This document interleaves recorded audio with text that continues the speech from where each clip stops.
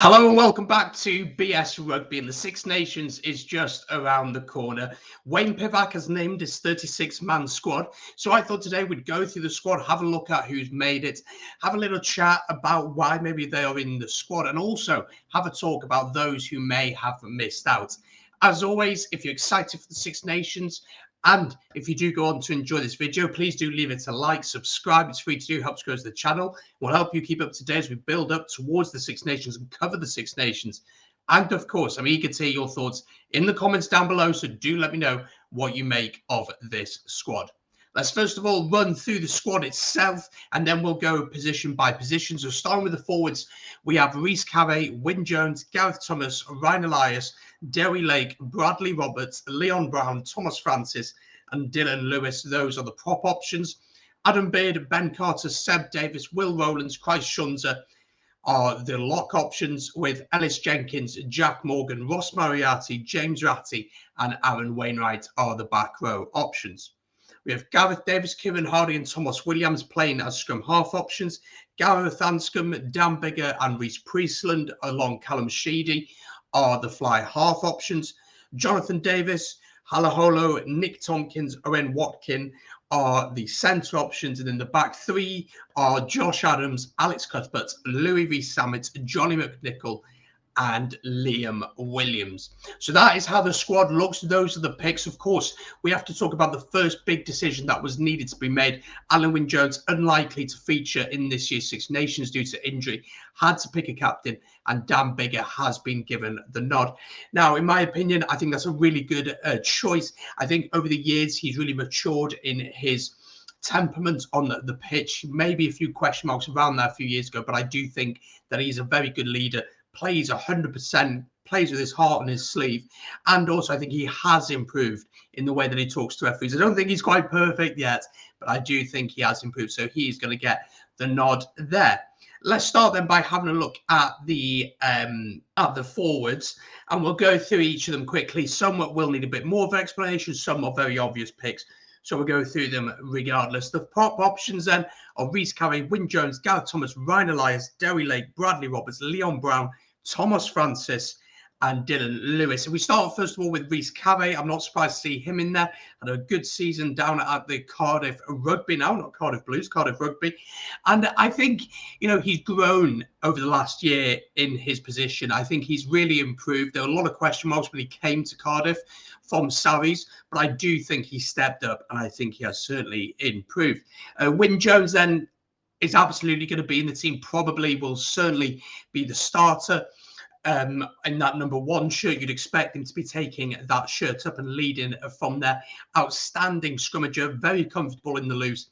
No surprise to see him in there whatsoever. Gareth Thomas of the Ospreys didn't have the greatest performance in his debut against Australia. I want to say it was, got a yellow card in that one, but he's been getting on all right at the Ospreys. Ospreys have had an up and down season. As an Ospreys fan, certainly tell you that, but I do think that his inclusion is in there. Give him a few minutes in games here. I wouldn't expect him to be starting, but as an inclusion, I don't hate it at all. The next one is Ryan Elias, of course, the hooker option there. He plays down at the Scarlets. No Ken Owens as well. He's out with injury, so he's out for the duration of the competition. So there's no space for him in there. But Ryan Elias is in alongside Derry Lake of the Ospreys. He's had a lot of issues with injuries over the past couple of years, has been touted, has been involved in squads before, but never has quite materialised for him. But he comes in and he's very experienced at under 20 level. I'm pretty sure he's captain Wales at that level. So excited to see what he can do. Lots of potential with this young man, and excited to see what his role will be in this year's competition. If we move on, we have Bradley Roberts, the other hooker option, of course, playing at Ulster. Was a very surprise inclusion in the squad for the Autumn Nations series. Came on in his debut through some perfect lineouts, which was an area we had been struggling in. I would be surprised to see him still at Ulster next season. So maybe that's someone, one of the four regions can pick him up. But again, we haven't seen all that much of him, but clearly the coaching team sees something in him, sees something that he can add to this squad. And of course, we are only a year and a half or so away from a World Cup now. So Pivac's really going to want to get his World Cup squad cemented in his head, certainly by the end of the year. And the three final options then are Leon Brown of the Dragons, Thomas Francis of Ospreys, and Dylan Lewis of Cardiff Rugby. Leon Brown, first of all, is an interesting one. Has not been a starter for the Dragons this season. Again, struggled with fitness and struggled really to get his form into place. So I am a little bit surprised to see him in there. I think he's a very talented player. I think he's got a lot of potential, but he hasn't played all that much rugby starting. Again, I wouldn't expect him to be starting in this Wales team, but therefore cover. And we do have injuries in those positions. As I said, Thomas Francis of the Ospreys has been playing regularly for the Ospreys. I think he's improved as a player. I still have question marks over his ability at the scrum. I think he gets penalised quite a bit there, in fact, in the URC, but also for Wales in the past. And finally, Dylan Lewis is there, someone who was touted to do incredible things in the game, kind of fell out of favour with different coaches and different people at the helm. But I think he's been playing pretty good for Cardiff this season, what's been a really tough season for them, obviously, with the pandemic. Make sure, before we get on to the rest of the forwards, let me know your thoughts on the props in the comments down below. I'd be intrigued to hear your thoughts. And let's move on then to Adam Beard, who's the vice captain. One incredible thing for him, as well as signing a new contract with the Ospreys. Ben Carter of the Dragons is alongside Seb Davis of Cardiff Rugby. Will Rowlands, who's going to be, of course, coming, who is at the Dragons right now, and alongside Christ Shunza of Exeter Chiefs. With Adam Beard, no surprise there. And do you know what? It's quite interesting because before the Lions tour, there was no talk about him potentially going on that tour. People were saying, do you know, Adam Beard probably isn't quite at the level for Wales at international level. But with so many injuries in those positions, with the likes of Shingler down at the Scarlets, not really playing any rugby over recent years, and he was the big bright hope, wasn't he, coming through? It seems that Adam Beard has just taken that position, really went on the Lions tour and just shone off the bench and started one or two games here and there and really impressed everyone. And then in the autumn, I thought he was a solid player. And for the Ospreys this season, he's been a bit of a leader as well. With so many injuries for us, he's been a bit of a leader. So I'm really pleased to see him being given the opportunity to be the vice captain. Not sure how he's going to lead, what he's going to be like, but it'll be fascinating to see for sure. Ben Carter, really exciting young second row. I played a couple of times in the autumn and impressed when he played, so glad to see him there. Seb Davis, again, I think his position is certainly second row. I don't see him in the back row. I don't quite think he fits that mould. And I think we tried that a little bit in the autumn. Didn't work. So I'd be surprised if we see him played in the back row. But comfortable with him being there. Will Rowlands then down at the Dragons. Again, not surprised to see him in there. I think he fits the system. He's very comfortable in the loose, but also is a strong ball carrier. If we have a look then at the back row options, just before we get there, sorry, Christ Shunza again down at Exeter, a prospect. Not sure how much rugby he will get. Came on, of course, against Australia in the Autumn Nations Series. Got his first cap. But again, I'm not sure how much we're going to see. And maybe, you know, him being around the squad, training with these top-level people, that will help him in his development. And he's certainly one for the future.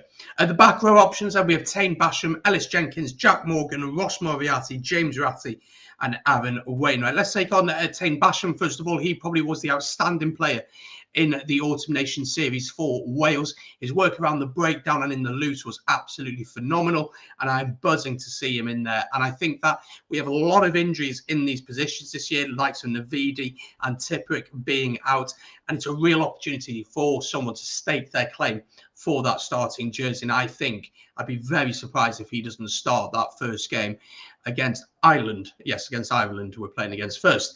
Moving on then to Ellis Jenkins. Once again, has had a horrid time with injuries, but he seems to have worked his way back in and got his fitness back up. And again, his work over the ball in the autumn was absolutely brilliant. And that is such a big part of the game these days, is the work of the breakdown. No surprise to see him there. Surprised maybe that he wasn't given the vice captaincy role, but clearly Wayne Pivac sees something in Adam Beard. And let's move on then to the other options. We have Jack Morgan. I'm absolutely buzzing to see this guy in the squad. Of course, down at the Ospreys, over the ball, potentially one of the best in the URC, in my opinion. Signed from Scarlets last summer, has shone for the Ospreys, has been absolutely brilliant, under 20 international. And this call-up has been coming for, I would say, a year and a half or so. He's just been absolutely brilliant, and I'm really excited to see what he could do. We'll be surprised to see him get a start straight away, but I think as an option off the bench, I think he's a fantastic option. And then the last three, Ross Moriarty, no surprise to see him there. Very experienced, can play at 6, can play at 8.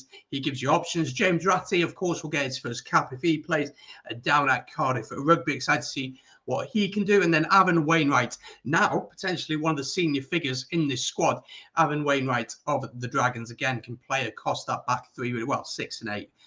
For sure. So excited to see where he fits in. So no real complaints about the forwards. Players maybe who could feel a little bit unlucky, potentially people like Rob Evans, Samson Lee, but I do think that ship has sailed for them now. I don't see them getting back into the squad anytime soon, to be honest. So on the whole, I think it's a solid choice in the forwards, but we do have quite a few injuries. Alan Wynne, Navidi, Tipperick, Falatau, those are big injuries to be missing out on. But as always, just before we move on to the forwards, if you are enjoying, hit the like button, subscribe, and of course, let me know your thoughts on the forwards in the comments down below. Let's move on then to the backs. Let's start with the scrum half options, which are Gareth Davis, Kieran Hardy, and Thomas Williams. Now, the big absentee is Rhys Webb. Rhys Webb, I think his international career is over. He's actually been one of the better performers for Ospreys this season, but I just think that Pivac just does not like his speed at the breakdown. And as an Ospreys fan, it's really frustrating to watch Rhys Webb. He's such a quality player, but his speed of ball from the breakdown just isn't really there anymore. And I think Pivac does want to play a quick tempo, doesn't he? So Gareth Davis in there, probably second or third choice now. That battle between him and Kieran Hardy for that substitute spot is going to be fascinating. Thomas Williams, of course, will be the starting 9. I think he's a fantastic sniping scrummer. Loves to speed the game up. Will add that injection of pace. Looks to snipe around the breakdown and gets the ball out quickly. And also offers brilliant support lines when there is a break from one of our big ball carriers. So no surprise to see them three there. Kieran Hardy hasn't played all that much rugby this season, but I'm not surprised to see him there. I don't really think there was anyone else who's truly in the conversation. Maybe a Hodri Williams could have been in the conversation, but I think on the whole, that's a decent selection. Let's have a look at the 10 options. We have Gareth Anscombe. Bigger, of course, is captain. Rhys Priestland and Callum Sheedy. So Gareth Anscombe, of course, has had a really tough time with injuries. He is back now, has been playing for the Ospreys. Got a concussion against Sale a few weeks ago, but it seems to have brushed that off. I still think he's working back up to where he was. Remember, before that injury, he wasn't starting 10 for Wales. He's still working his way back up. But on the whole, I think he's played all right for the Ospreys, not tore up any trees. But I think his inclusion in there is a decent option. Let's talk about him then. It is Dan Biggar, of course, captain, and I've already spoken about that. But Dan Biggar, for me, will be the starting 10 for sure. I think when that choice was made with him and Anscombe under Gatland, Anscombe would get the nod. I think Biggar maybe realised that he'd have to play a bit more attacking. I think he's been fantastic for Northampton Saints in the Premiership and in Europe before his injury, but he seems to have got rid of that injury. And I think he's going to be starting. He's such a leader, great into the high ball. His kicking game is absolutely fantastic, and I'm not surprised at all to see him in the squad. It would have been a real big talking point if he wasn't in the squad. Interesting to see Rhys Priestland in there, of course, down at Cardiff Rugby. He has got that number 10 shirt down at the Arms Park over Jared Evans, who does miss out on this squad, which is a really interesting one indeed. And of course, it's an interesting thing that Pivac has decided to go with 4 fly halves instead of just 3. So interesting to see that he has done that. But Priestland, on the whole, I think is a classy operator. Came on against the All Blacks at the start of the Autumn Nation Series, got the assist for the tries, really good awareness from him. I think he's very experienced. He seems to have got over his injury problems, was very successful down at Bath. It's a no-brainer for me to get him in there. And the interesting one is Callum Sheedy. Now, Callum Sheedy, when he came through, there's a lot of excitement about him down at Bristol Bears. This season, Bristol have really struggled in the Premiership. They picked up a little bit recently. We didn't see all that much of him in the Autumn Nation Series, coming on here and there, did kick a penalty against South Africa, I want to say it was, or Australia. But it's going to be fascinating to see who is going to be that third choice fly half. It's between Priestland and Sheedy, you'd think so. You'd think that Bigger would get the nod and then Anscombe off the bench. It'd be fascinating to see who Pivac decides to go with. And then if we look at the centre options, we have Jonathan Davis, Halaholo, Nick Tompkins, Owen Watkins, and potentially Josh Adams can play in the middle. First of all, let's talk about Jonathan Davis. This probably is the one that, not that I'm surprised by. I'm not surprised that Pivac has gone with him, because clearly he's worked with him a lot at the Scarlets, and clearly he believes that his quality is there. And we know that on his day, Jonathan Davis can be one of the best centres in the world. His handoff is legendary. His kicking game is very much underrated, in my opinion. But I just don't think he's been at the level required for the past year, maybe 2 years. I think he's really, really struggled. Of course, missed out on the Lions tour last summer. There's no real surprise in that. The Scarlets this season really haven't tore up any trees. Of course, they do have a new head coach in Dwayne Peel, so things are going to take time. And of course, being stuck in South Africa didn't help. But I'm a little bit surprised to see him in there. And we'll talk about those who have missed out in a second. Would I have had him in there? If I'm being totally honest, probably not. But for his experience, I can see why Pivac has thrown him in. Next up is Halaholo. No surprise that Halaholo is in. I absolutely love this guy. I think as a defensive player, absolutely brilliant, but going forward is where he really stands out. His step is fantastic. He's got a lot of power, offers really good support lines, and really plays like he's got something to prove all the time, which I love to see from him. If we have a look then at Nick Tompkins, interestingly, of course, went to the Dragons last season on loan. Played okay here and there, and then went back to Saudi. So people are like, he probably won't play that much, but he's actually played quite a lot this season and has played really, really well when he has scored plenty of tries, and is a real attacking threat. I do question him defensively, so he does need a solid defensive player at 12 inside of him. But I think going forward, he's a really, really exciting. And the final centre option then is Owen Watkin of the Ospreys. Someone, there was a lot of hype for him when he came through originally a few years back.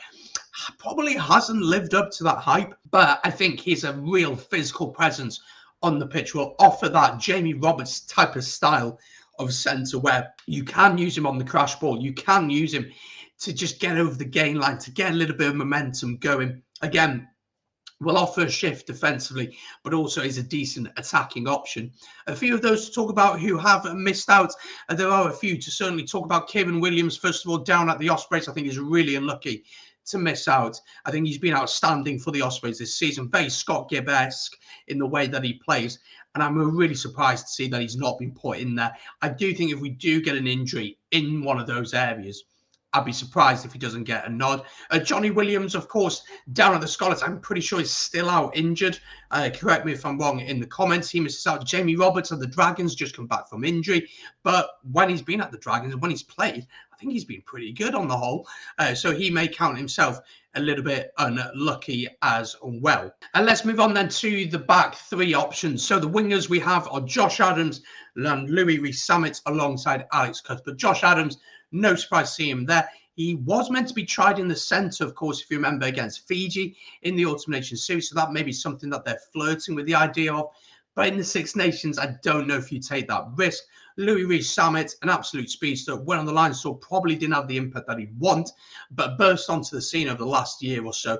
Been fantastic for Gloucester in what's been a really good season for them, and no surprise, and I think he will be starting. And then Johnny McNichol is the other option there as well, alongside Alex Cuthbert. Alex Cuthbert, first of all, it's an interesting inclusion. Alex Cuthbert, don't know quite if he's at the level anymore, if I'm being totally honest. Scored a great try in the autumn, and that would have meant a lot to him. But is he truly what we should be looking at ahead of the World Cup in 2023? I'm not too sure. But do you know what? We don't have all that many options with all the injuries that we've got. So not surprised to see him in there at all. And then, as I said, Johnny McNichol then is a back three option / wing option, playing down at the Scarlets, can play both roles, and I think he's been put in there really for his versatility. And when he has played for Wales, he hasn't really put a foot wrong, so I've got no issues with seeing him in there. And then we have, of course, Liam Williams at fullback is the fullback option alongside Johnny McNichol. He is there at the back there. And again, of course, joining Cardiff Rugby next season from the Scarlets. Up and down form, if I'm being totally honest, has been caught out a few times defensively, but under the high ball as an attacking threat, there's not that many better than him in Europe in his position. A couple of people we want to quickly mention in those back three, someone like definitely Lee Halfpenny, of course, with his injury. He wasn't going to be available for this one. Luke Morgan at the Ospreys has had a decent season. I thought maybe an outside shout would be someone like Rio Dyer, really exciting winger down at the Dragons, blistering pace, maybe a little bit too soon for him. But as always, as I said, let me know your thoughts in the comments down below. That's my reaction and my review to the Wales squad announcement. Of course, there will be changes over the course of the tournament with injuries, etc. But make sure to subscribe. We'll be doing loads of content leading up to the Six Nations. Leave a like on the video, and I'll see you on the next one. Thank you very much for watching. Take it easy.